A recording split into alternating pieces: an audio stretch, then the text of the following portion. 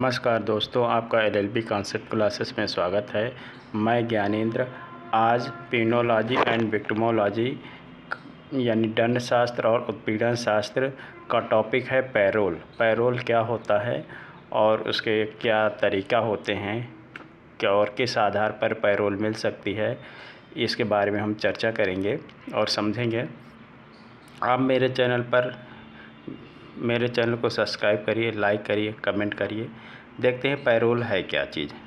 तो पैरोल जो है एक उपचारात्मक तरीका है। उपचारात्मक तरीका का मतलब है एक सुधार का तरीका है। अब ये कारावासियों जो जेल में है व्यक्ति, उसको रिहाई का मतलब एक सामान्य तरीका है कि उसको सभ्य समाज में स्थापित किया। किसी ने अपराध किया है, उसको अब समाज से अलग हो गया, उसे जेल में रख दिया गया या किसी सुधार गृह में रख दिया गया।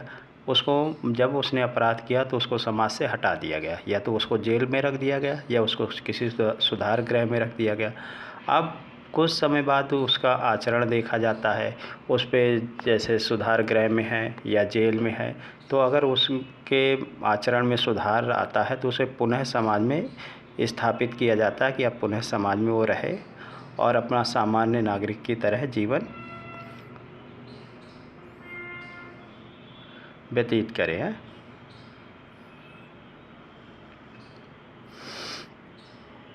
अब देख लेते हैं हमारे कुछ विधि शास्त्री हैं, उन्होंने पैरोल की क्या डिफिनेशन दी है। जैसे हमारे विधि शास्त्री हैं सदरलैंड ने कहा कि पैरोल एक ऐसी प्रक्रिया है जिसके अंतर्गत कारावासी द्वारा, मतलब जो जेल में है उस कारावासी द्वारा किसी दंडिक संस्था से दंड की अधिकतम अवधि का कुछ हिस्सा, मतलब जो उसको दंड मिला है उसका कुछ हिस्सा वह व्यतीत कर लिया है वहीं पर सुधार गृह में या जेल में के बाद उसे पूर्ण युक्ति की जाने का अच्छा आचरण, मतलब इस शर्त पर उसको पैरोल दी जाती है कि वह अच्छा आचरण बनाए रखेगा और राज्य द्वारा मान्य किसी संस्था के पर्यवेक्षक या नियंत्रण में रखा जाता है। ये इसमें सदरलैंड ये कहते हैं कि उसने जेल पे या सुधार गृह में जो उसकी दंड का पीरियड था, टाइम था, उसका अधिकांश हिस्सा उसने जो है काट लिया है।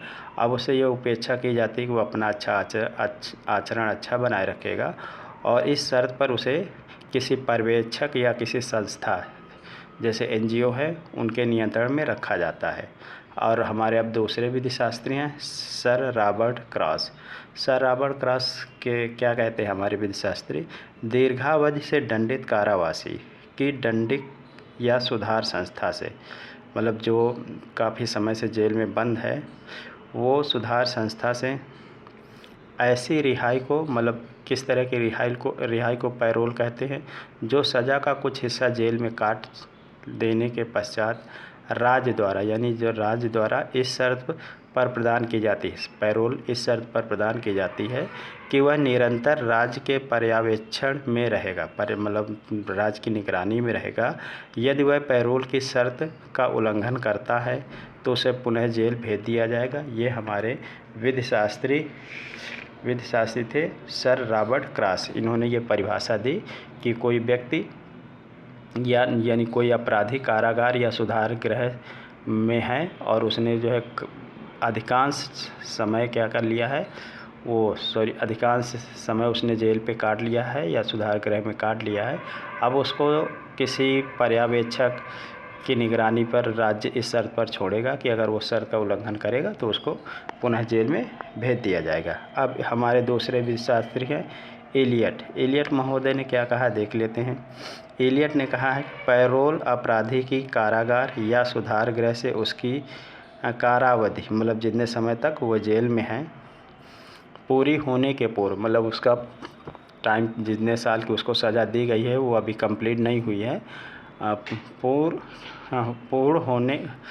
पूरी होने के पूर्व की गई मुक्ति को कहते हैं। पैरोल अधिकारियों की अनुशंसा पर उसे प्रदान की जाती है, यानी पैरोल अधिकारी अगर ये सिफारिश कर देते हैं तो उसको जो है पैरोल पर छोड़ दिया जाता है, रिहा कर दिया जाता है।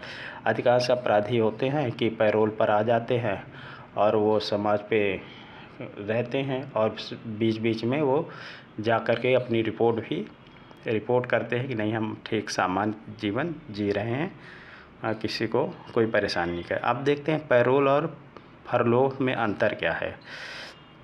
देखो, फरलोह जो होता है, पैरोल के तहत व्यक्ति को छोड़ दिया जाता है इस शर्त पर कि वो अच्छा आचरण करेगा और अब किसी के साथ जो है किसी को परेशान नहीं करेगा, तो अब समाज में उसको स्थापित कर दिया जा सकता है। लेकिन फरलोह में ये होता है कि कोई अपराधी है, उसको इस आधार पर छोड़े जाने के, यानी वो अपना मांग कर सकता है अधिकार के रूप में कि मुझे अपने रिश्तेदार और जो रिश्तेदार हैं या परिवार हैं उनसे मेरा संपर्क बना रहे, यानी वो सामाजिक बंधन ना टूटने पाए, इसलिए वो अधिकार के रूप में फरलोह की मांग कर सकता है। फिर से एक बार देख लेते। फरलोह का आशय ये है कि अपराधी चाहता है कि मेरा परिवार से और समाज से और रिश्तेदारों से संपर्क बना रहे, इसलिए कुछ समय के लिए वो इसकी मांग करता है और कुछ समय के लिए वो अपने घर जाता है, रिश्तेदारों या और समाज में उठता बैठता है, मिलता है। फिर इसके बाद एक निश्चित ड्यूरेशन के बाद वो जेल में फिर आ जाता है। ठीक, अब इसके बाद देख लेते हैं इसके ठीक विपरीत, कारावासी पैरोल पर रिहा किए जाने के बाद मांग अधिकार के रूप में नहीं कर सकता। यानी जो पैरोल है उसको सिर्फ आचरण के आधार पर ही रिहा किया जा सकता है, लेकिन फरलोह जो है वो अधिकार के रूप में मांग कर सकता है कि नहीं सर, मुझे कम से कम कुछ समय के लिए तो परिवार और रिश्तेदारों से मिलने की इजाज़त दी जाए। नेक्स्ट देख लेते हैं। हाँ, अब जो है जिसके लिए उचित कारण बनाते हुए पैरोल बोर्ड ने उसकी अनुशंसा की है। तो ये हो गया पैरोल और फरलोह, यानी पैरोल और फरलोह में अंतर मैंने बताया। उम्मीद है आपको बात समझ में आई होगी। आप मेरे चैनल को सब्सक्राइब करिए, लाइक करिए, कमेंट करिए। धन्यवाद, नमस्कार।